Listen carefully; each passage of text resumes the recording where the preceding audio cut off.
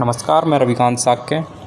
आज हम इस वीडियो में जानेंगे कि एलएलबी कंप्लीट होने के बाद स्टेट बार काउंसिल का रजिस्ट्रेशन कैसे करते हैं। तो इसके लिए सबसे पहले हम गूगल खोल लेंगे। गूगल ओपन करने के बाद यहाँ पर हम स्टेट बार काउंसिल एमपी जैसे ही आप ये लिखते हैं आपके नीचे वैसे ही आ जाएगा। अब यहाँ पे आपको ध्यान देना है, जो एसबीसी साइट है उसको अपन को ओपन करना है। ओपन करने के बाद इस तरीके का इंटरफेस आता है। यहाँ से हमें एडवोकेट एनरोलमेंट को सिलेक्ट कर लेना है। साइन अप करना पड़ेगा। अगर पहले से आपका रजिस्ट्रेशन नहीं है तो साइन अप जैसे ही आप कर लेंगे तो आपको एक रजिस्ट्रेशन नंबर मिल जाएगा। तो अपन ये रजिस्ट्रेशन नंबर और आईडी डाल करके लॉगिन करेंगे। उसके बाद हमारे सामने इस टाइप से इंटरफेस आएगा।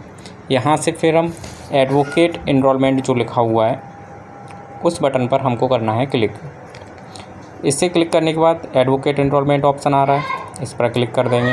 अब यहाँ पर जो फ़ीस लिख के आ रही है SC ST कितनी रहेगी, जनरली कितनी रहेगी, कौन कौन से डॉक्यूमेंट लगेंगे, ये सारे के सारे हमको अच्छे से रीड कर लेना है। रीड करने के बाद चेक बॉक्स पर क्लिक करेंगे और सबमिट कर देंगे। सबमिट करने के बाद सबसे पहले नेम आ रहा है, यहाँ पर टाइटल लेना है। फिर आपका जो भी नेम है वो अपन नेम लिखेंगे। फिर नेम को आपको साइड में हिंदी में भी लिखना पड़ेगा। हिंदी में लिखने के लिए भी आप बगल में कीबोर्ड जो दिख रहा है वहाँ से भी आप लिख सकते हैं। और अगर ऐसा नहीं हो पा रहा है, कीबोर्ड से सही से लिखना नहीं आ रहा है, तो अपन गूगल ट्रांसलेट का भी यूज कर सकते हैं। अब इस तरीके से कर रहे हैं तो टाइम ज़्यादा ख़राब हो रहा है, तो हम यहाँ पर बगल में एक और टैब खोल करके गूगल ट्रांसलेट को खोलेंगे। यहाँ पर लिख दिया जैसे इंग्लिश टू हिंदी, और यहाँ पर आप इंग्लिश में लिख देना, ट्रांसलेट आपको हो जाएगा। उसके बाद नीचे कॉपी बटन से कॉपी करेंगे। फिर हम यहाँ पर उसको कर देंगे पेस्ट। फिर हम यहाँ पर जेंडर सेलेक्ट करेंगे, मेल फीमेल जो भी है। आपकी कैटेगरी क्या है, कैटेगरी सेलेक्ट करनी है। उसके बाद आपने एडमिशन कब लिया था, LLB में या BLLB में, उस सन को आपको सिलेक्ट करना पड़ेगा। उसके बाद आप पास आउट कब हुए, जिस सन में आप पास हुए वो सिलेक्ट करना है। फिर यहाँ से आपको एक आइडेंटिटी प्रूफ देना पड़ेगा, वोटर कार्ड, पैन कार्ड जो भी है वो आपको नंबर यहाँ पर लिख देना है। उसके बाद हमें अपनी डेट ऑफ बर्थ, जो भी आपकी डेट ऑफ बर्थ है वो अपन को सन सेलेक्ट करना है। फिर मंथ सेलेक्ट करना है। उसके बाद डेट सेलेक्ट करनी है। फिर हमारा यहाँ पे मैरिड अनमैरिड जो भी है वो अपन सेलेक्ट कर लेंगे। फादर नेम आपका, जो भी फादर नेम आप देना चाहें वो फादर नेम दो। फादर नेम भी हमें फिर हिंदी में लिखना पड़ेगा, तो उसके लिए भी अपन ट्रांसलेट कर लेंगे और पेस्ट कर देंगे वहाँ पर। मदर नेम आ रहा है तो मदर नेम लिख देंगे। सारे सिंपल स्टेप हैं।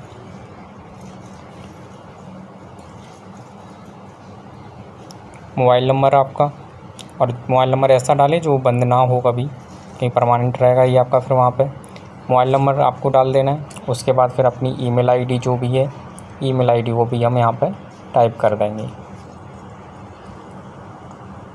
ईमेल आईडी टाइप करने के बाद हमें अपना ब्लड ग्रुप पता होना चाहिए, तो आपका जो भी ब्लड ग्रुप हो वो आप यहाँ से सिलेक्ट कर सकते हैं। सिलेक्ट करने के बाद फिर यहाँ से आपको अगर गवर्नमेंट एम्प्लॉई है तो यस कीजिए, नहीं है तो नो कर देंगे।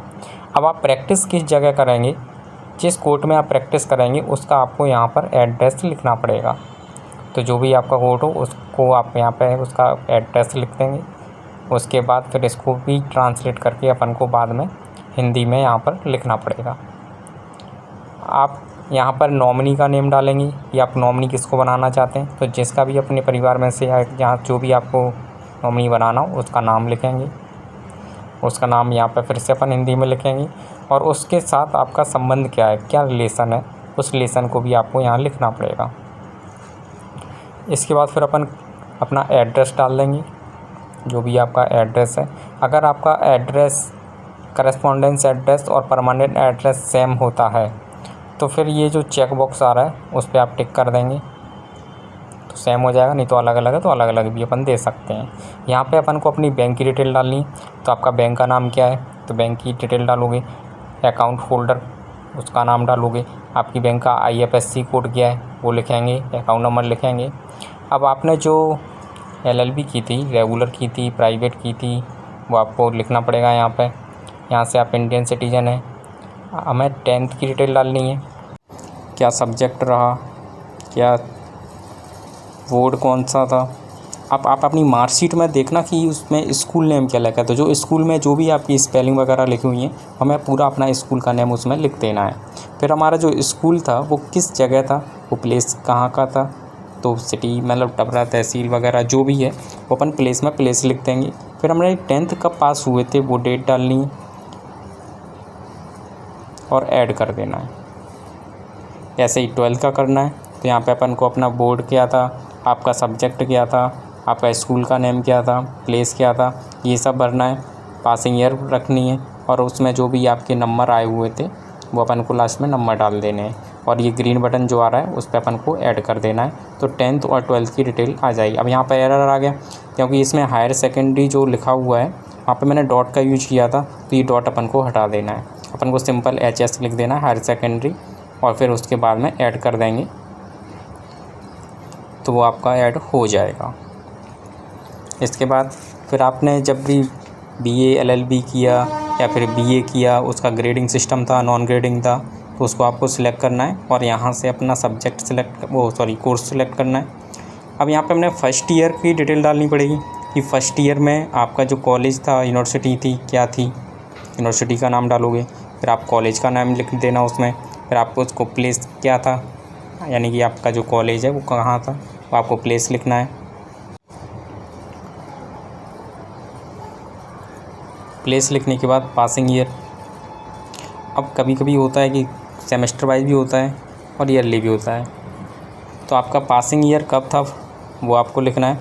और सेमेस्टर वाइज है तो फर्स्ट सेमेस्टर और सेकंड सेमेस्टर दोनों के नंबर ऐड करके फिर ऑप्शन मार्क में अपन को वो लिखने हैं। उसके बाद फिर हम ऐड कर देंगे। इसी टाइप से अगर आपका BA LLB है तो first year, second year, third year, fourth year और फिफ्थ ईयर, इन सभी के नंबर अपन को यहाँ पर लिख लेने हैं।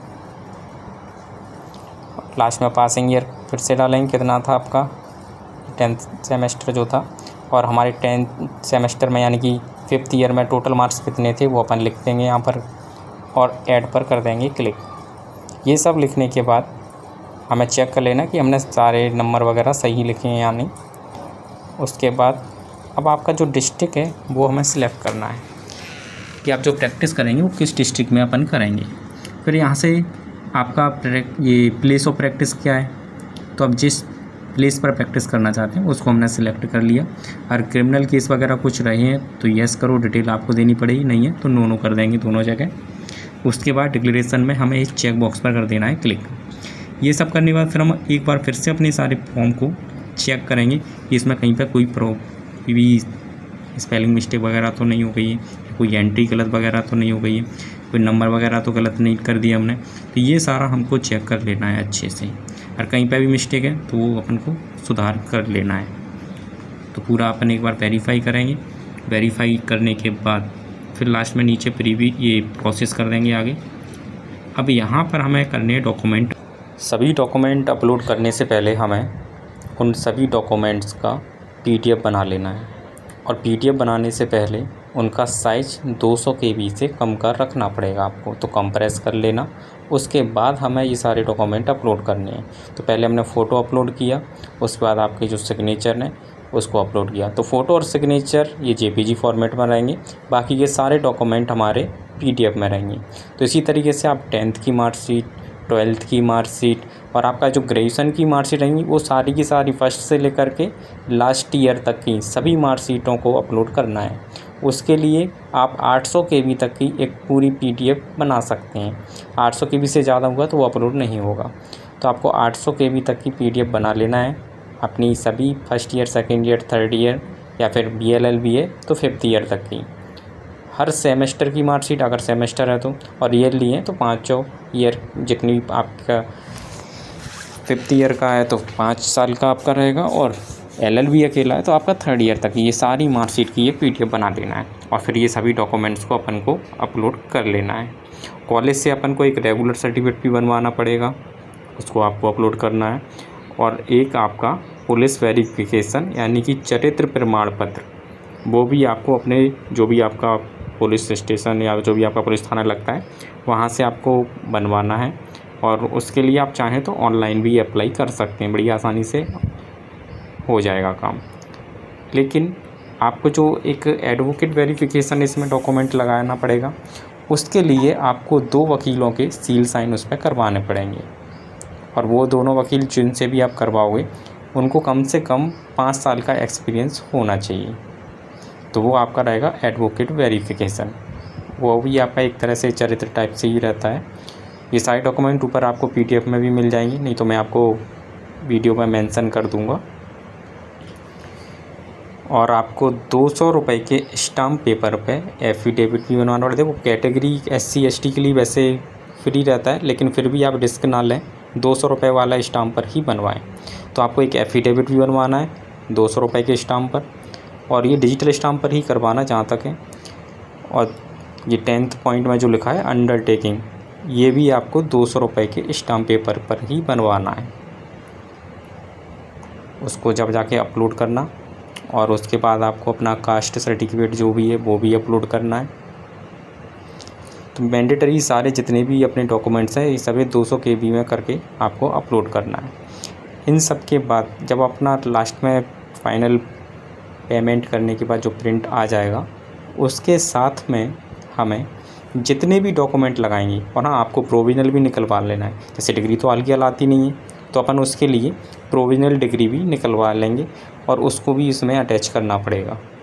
ठीक है, ये सारे डॉक्यूमेंट जो भी अपन अटैच इसमें करेंगे, उन सभी पर अपन को सेल्फ अटेस्टेड लिख करके या स्वप्रमाणित लिख करके अपने नीचे साइन कर देने। यानी कि हर फोटोकॉपी जो भी आप लगा रहे हो सभी पे सेल्फ अटेस्टेड होना ज़रूरी है। और फॉर्म के प्रिंट के साथ में आपको ये सभी डॉक्यूमेंट की 2 कॉपी लगानी है। 2 कॉपी के साथ में आप बाय पोस्ट इसको भेजेंगे। ऑनलाइन करने से अकेला नहीं होगा, ये आपको अपलोड भी करना पड़ेगा, बाय पोस्ट भी आपको भेजना पड़ेगा। पहले ऑफलाइन ही होता था, लेकिन इस बार अपने मध्य प्रदेश में ऑनलाइन भी होता है। तो ऑनलाइन आप प्रोसेस कीजिए, जिससे क्या है मिस्टेक होने की भी संभावनाएं कम हो जाती हैं कि स्पेलिंग वगैरह गलत नहीं होंगी, क्योंकि अपन खुद से फॉर्म भर रहे हैं। ठीक है, तो ये सारे डॉक्यूमेंट अपलोड करने के बाद ये जो चेक बॉक्स ऑप्शन आ रहा है, चेक बॉक्स को अपन सिलेक्ट करके सबमिट कर देंगे। ठीक है, तो ये सक्सेसफुल सारे के सारे अपने डॉक्यूमेंट अपलोड हो चुके हैं। टिक किया और सबमिट।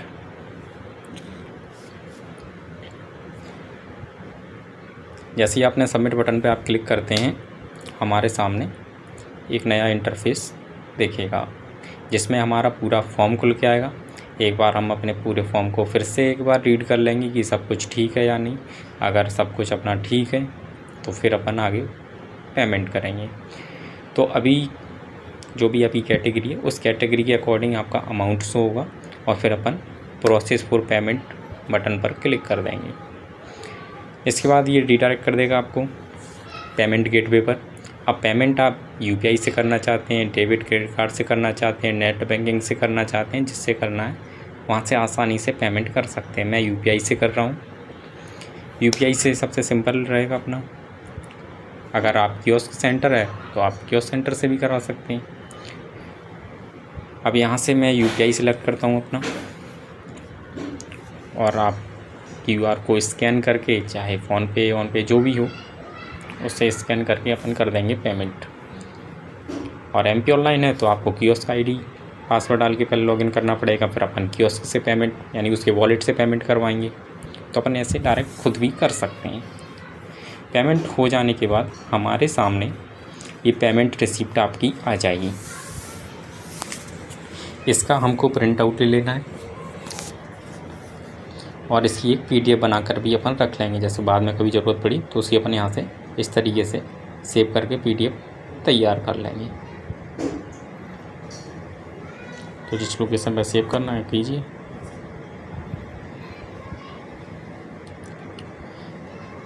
इसके बाद हम इसको दोबारा से लॉगिन करेंगे, क्योंकि ये केवल अपना फीस रिसिप्ट है।